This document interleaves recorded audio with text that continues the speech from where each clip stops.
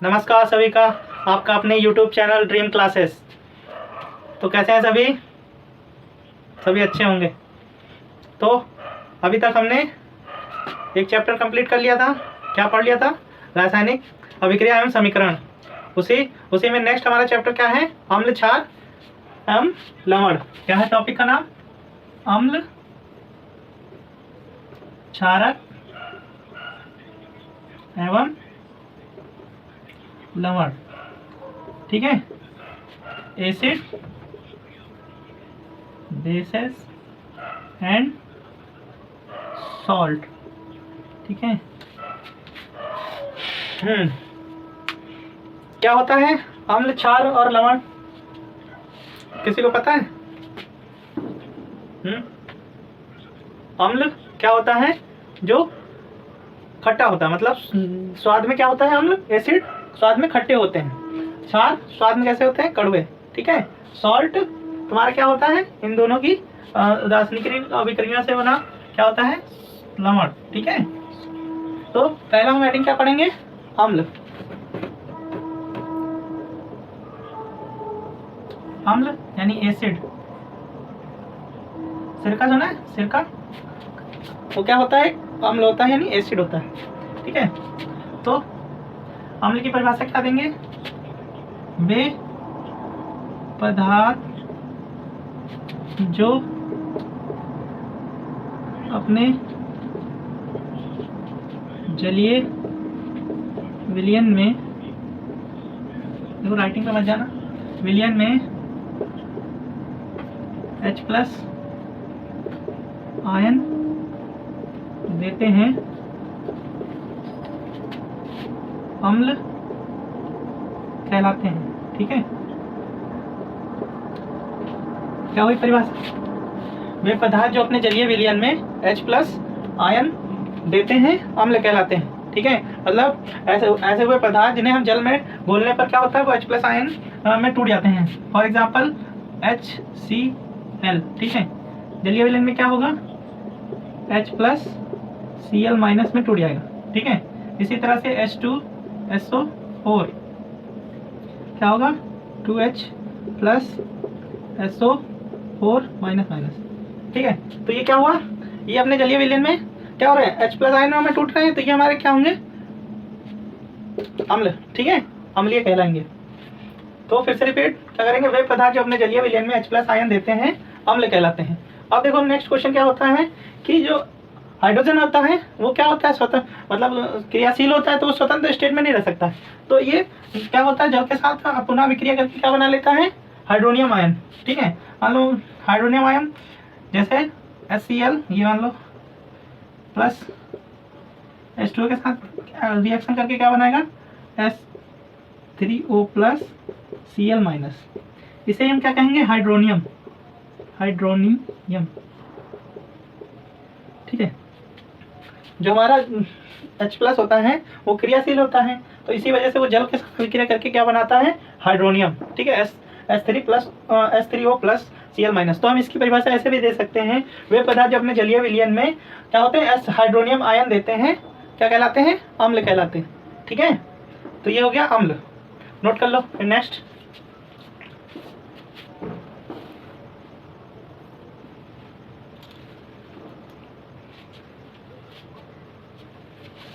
Point क्या है?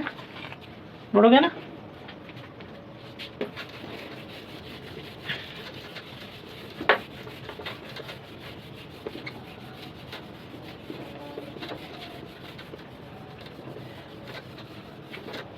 अच्छा, तो हम अम्ल की क्षारकता पढ़ने से पहले कुछ अम्ल के लिख लो। जैसे सिरका में कौन सा अम्ल पाया जाता है? जल्दी से बताओ। फिर उसके बाद संतरे में, तीसरा इमली में, चौथा टमाटर में। देखो ये बहुत पूछे जाते हैं। ठीक है, ये बहुत पूछे जाते हैं पेपरों में। फिर नेक्स्ट खट्टा दूध। ठीक है, यानी हमारा दही में। फिर नींबू में लास्ट चींटी के डंक में। तो हम बताएंगे तुम्हें कि क्या इलाज करना चाहिए जब चींटी काट में। हाँ, तो सिरके में कौन सा अम्ल पाया जाता है? यहाँ पे ये टेबल ऐसे बना लो, ठीक है। तो अम्ल यहाँ पे हेडिंग डाल लो, अम्ल, ठीक है। तो इसमें क्या होता है? एसिटिक एसिड, एसिटिक एसिड या अम्ल, ठीक है। इसमें क्या होता है? Acetic acid. फिर इसमें सिट्रिक एसिड, एसिटिक एसिड, और ये इसमें सिट्रिक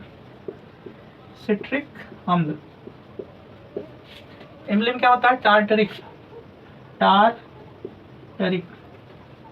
ठीक है, टार्टरिक अम्ल दिख रहा है, ठीक है, टार्टरिक अम्ल। फिर टमाटर में ऑक्जेलिक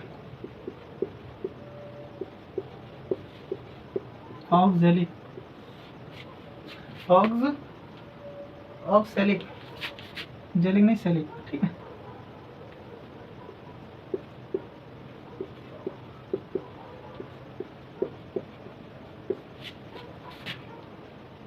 अब इसमें बताओ, इसमें तो पता होगा ना।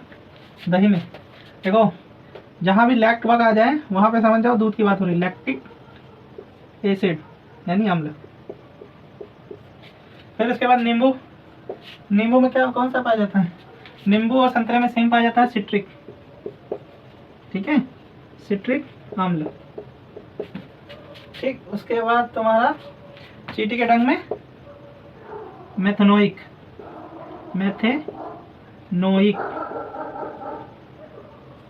अम्ल। सब दिख रहा है। सिरके में कौन सा है? Acetic acid. संतरे में सिट्रिक अम्ल, इमली में टार्टरिक अम्ल, टमाटर में ऑक्सैलिक, और दूध में, दही में यानी लैक्टिक अम्ल, नींबू में सिट्रिक अम्ल, चींटी के डंक में मेथेनोइक अम्ल, ठीक है। तो ये चार्ट बना लो, ठीक है। और ये हर एग्जाम में पूछा जाता है, 1 नंबर का जरूर क्वेश्चन पूछा जाता है। पूछ लेता है कि संतरे में कौन सा अम्ल होता है, इमली में कौन सा होता है। तो एग्जाम पॉइंट ऑफ व्यू से मोस्ट इंपॉर्टेंट है, ठीक है। इसे नोट कर लो। फिर नेक्स्ट इसके नोट कर लेना।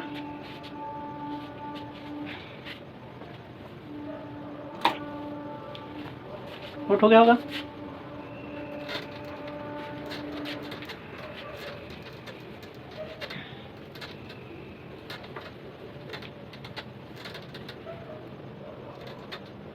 अच्छा बताओ, हमारे पेट में कौन सा अम्ल पाया जाता है?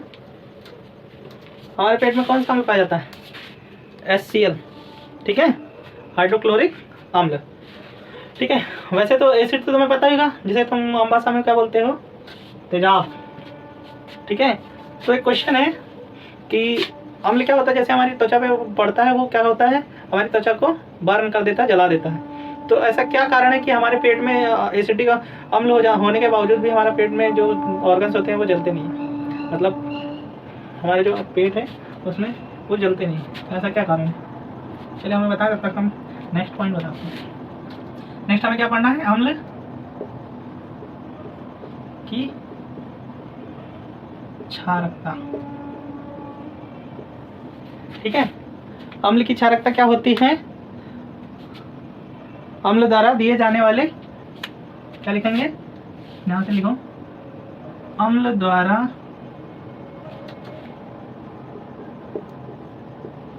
दिए जाने वाले H+ आयनों की संख्या को अम्ल की क्षारकता कहते हैं, ठीक है। क्या कहते हैं? अम्ल की क्षारकता, ठीक है। बेसिसिटी, क्षारकता, इसे हम इंग्लिश में क्या कहेंगे? बेसिक सिटी ऑफ एसिड, ठीक है। क्या कहेंगे? बेसिसिटी, ठीक है। ऑफ एसिड, यानी अम्ल द्वारा दिए जाने वाले H प्लस आयनों की संख्या को अम्ल की क्षारकता कहते हैं। दिख रहा होगा ना? देखो समझो कैसे। मान लो ये हमारा क्या है, HCl, ठीक है। तो ये हमें कितना H देगा, एक H प्लस देगा, तो इसकी क्षारकता कितनी हो गई, इसकी क्षारकता 1 हो गई। कितनी हो गई, 1, ठीक है। वहीं अगर H2SO4, इसमें ये हमें कितना देगा, 2H प्लस, कितना देगा, इसे हम क्या कहेंगे, एक क्षारीय, ठीक है। इसे क्या कहेंगे, एक क्षारकीय, ठीक है। ये 2 देगा तो इसे हम क्या कहेंगे, द्विक्षारकीय, ठीक।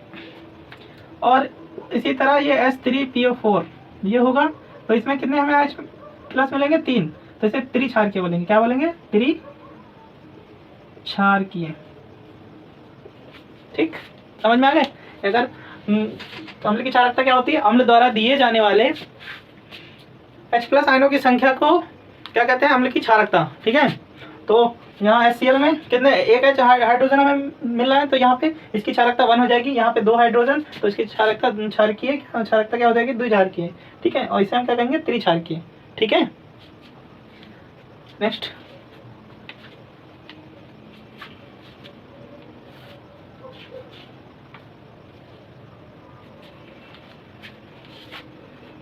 हमारा पॉइंट क्या आ गया, इधर आप कर दें।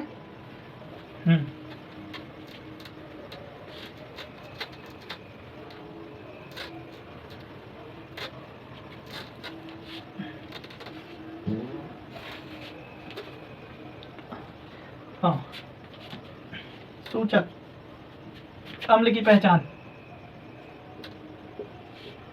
ठीक है। अम्ल की पहचान, सूचक कैसे पहचानेंगे। अब सभी अम्लों को हम तो टेस्ट कर नहीं सकते भाई, ये तो सबको टेस्ट करेंगे तो हमारी जीभ नहीं जल जाएगी, तो सभी को तो हम टेस्ट कर नहीं सकते। तो बिना टेस्ट किए हम कैसे बता सकते हैं कि अम्ल क्या होता है, कौन सा अम्ल है, ठीक है। अम्ल कैसे होते हैं, स्वाद में खट्टे होते हैं, ठीक है। तो अम्लों की पहचान करने के लिए क्या होता है, लिटमस, पहला क्या है, लिटमस पेपर। लिटमस पेपर में क्वेश्चन आता है किसका बना होता है, लाइकेन का कागज होता है, ठीक है। लाइकेन का बना होता है, ठीक है। तो लिटमस पेपर का कलर कैसा होता है, बैगनी, कैसा होता है, बैगनी, ठीक है। तो अम्ल की पहचान हम क्या करेंगे, कैसे करेंगे, तो जब लिटमस पेपर को अम्ल से मिलाएंगे, लिटमस प्लस अम्ल, तो हमारा जो विलियन हो जाएगा वो कैसा हो जाएगा, रेड कलर का, ठीक है। अगर हमारा विलियन, लिटमस पेपर का विलियन अगर अम्ल मिलाने पर क्या हो जाए, लाल हो जाए, लाल रंग का हो जाए, तो उसे हम क्या कहेंगे, वो क्या होगा, हमारा विलियन अम्ल होगा, ठीक है। तो क्या कहेंगे कि अगर लिटमस पेपर को अम्लीय विलियन में मिलाया जाए तो उस विलियन का रंग कैसा हो जाए, लाल हो जाए, तो उसे हम क्या कहेंगे, अम्लीय, ठीक है। नेक्स्ट क्या है, नेक्स्ट हमारा मैथिल ऑरेंज। दूसरा पॉइंट क्या है, मैथिल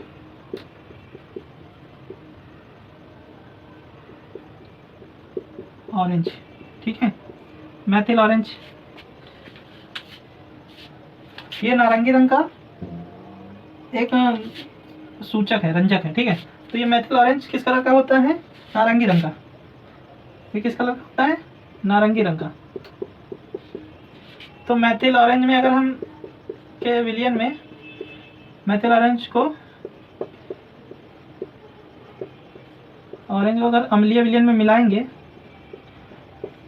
तो उसका रंग कैसा हो जाएगा, उसका रंग लाल हो जाएगा, ठीक है।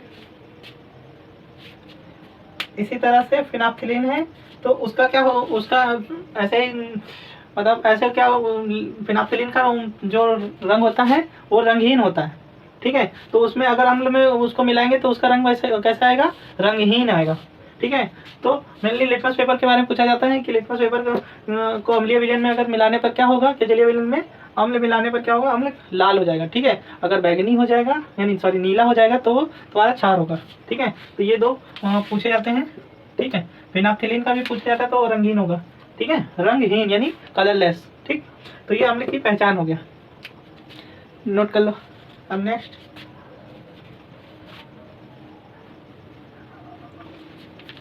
अम्ल की विशेषता।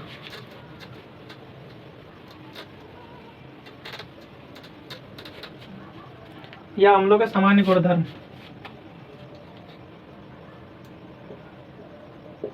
अम्लों के सामान्य गुणधर्म, ठीक है, सामान्य गुणधर्म। तो भौतिक गुण पहले क्या होंगे?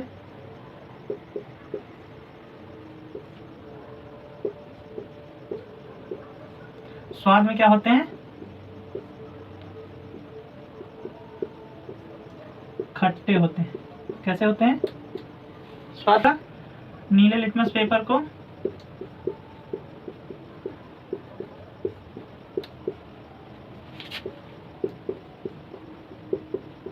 लाल कर देते हैं, ठीक। उसके बाद हेडिंग डालो रासायनिक गुण।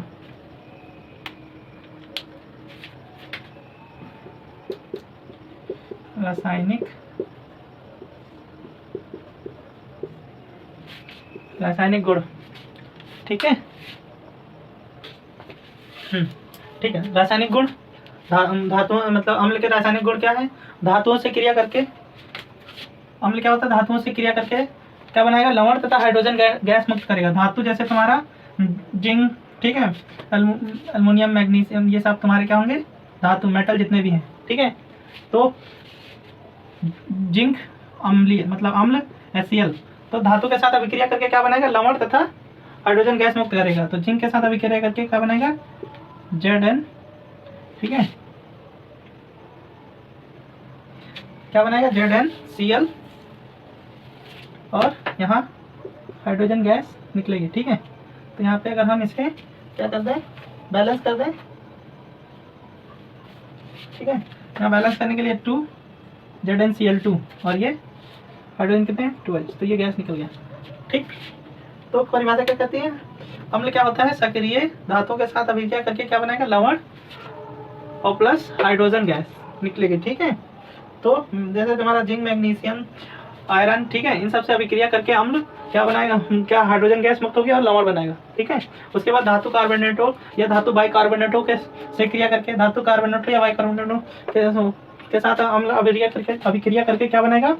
लवण और कार्बन डाइऑक्साइड गैस और जल बनाएगा, ठीक है। तो हम सीधे सीधे ये कह सकते हैं कि अम्ल धातु कार्बोनेटों के साथ अभिक्रिया करके कार्बन डाइऑक्साइड गैस निकालता है, ठीक है। कार्बन डाइऑक्साइड क्या करता है?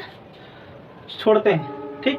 तो अगर इसकी रिएक्शन की बात करें तो धातु कार्बोनेटों की, तो यहाँ पे ऊपर वाला रफ कर दे, समझ में आ गया होगा।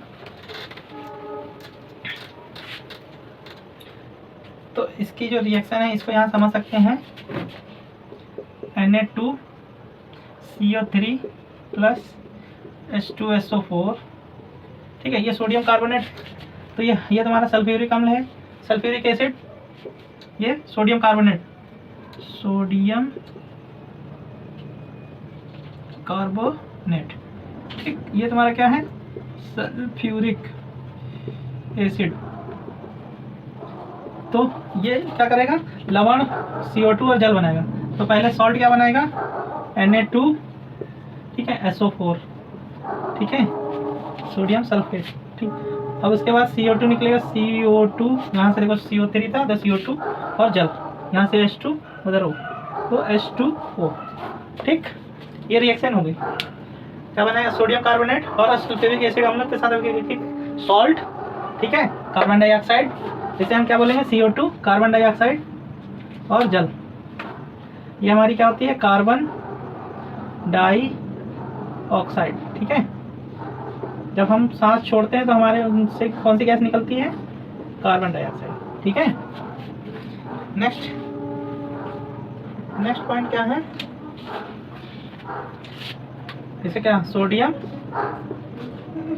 सल्फेट, ठीक है, फेट, सल्फेट। उसके बाद क्षारों के साथ क्रिया करके उधर देख लो, ठीक है, इसे नोट कर लेना। क्षारों के साथ क्रिया करके तो बेस के साथ अम्ल, बेस के साथ अम्ल अभिक्रिया करके क्या बनेगा, लवण और जल। ठीक है, क्या बनेगा, सॉल्ट और वाटर। ठीक है, ये हो गया होगा तो इसे रख कर दें।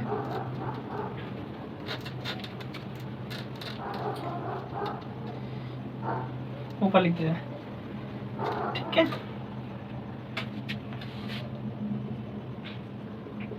क्षारों से क्रिया। ठीक है, अम्ल क्या करता है, अम्ल जब क्षार के साथ अभिक्रिया करता है तो क्या बनाएगा, लवण और जल। ठीक है, इस अभिक्रिया को हम क्या कहेंगे, उदासीनीकरण अभिक्रिया।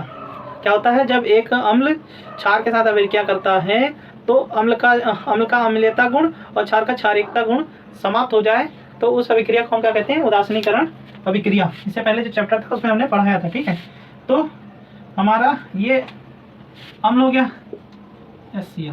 ठीक है, ये क्षार हमने ले लिया, मान लो NaOH, इसके अभी पढ़ाएंगे क्षार होता है, क्षार क्या होता है। ठीक है, तो ये अभिक्रिया करके क्या बनेगा, NaCl प्लस H2O। ठीक, यही तो हमने लिखा था कि अम्ल क्षार के साथ अभिक्रिया करके लवण और जल बनाएगा, तो ये तो हमारा जल हो गया। ये क्या हो गया, sodium chloride, sodium chloride. Okay, तो ये क्षारों से अभिक्रिया हो गई। नेक्स्ट हमारा पॉइंट क्या आएगा, ऑक्साइडों से अभिक्रिया करके, धात्विक ऑक्साइडों से अभिक्रिया करके, जैसे कैल्शियम ऑक्साइड। हेडिंग डालते हैं, ये नंबर कौन था यार, भूल भी गए। पहला, दूसरा, तीसरा, चौथा। ठीक है, बता दें। तो धातु ऑक्साइडों के साथ अभिक्रिया करके, धातु ऑक्साइडों के साथ अभिक्रिया करके क्या बनाएगा, अम्ल। अगर ये धातु ऑक्साइड के साथ अभिक्रिया करेगा, धातु ऑक्साइड प्लस अम्ल,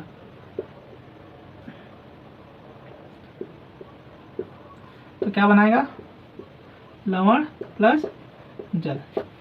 ठीक है, जैसे CaO कैल्शियम ऑक्साइड, अम्ल कोई भी मान लो, हम HCl मान लो, तो 2HCl। ठीक है, तो इसके साथ अभिक्रिया करके क्या बनाएगा, CaCl2 प्लस H2O।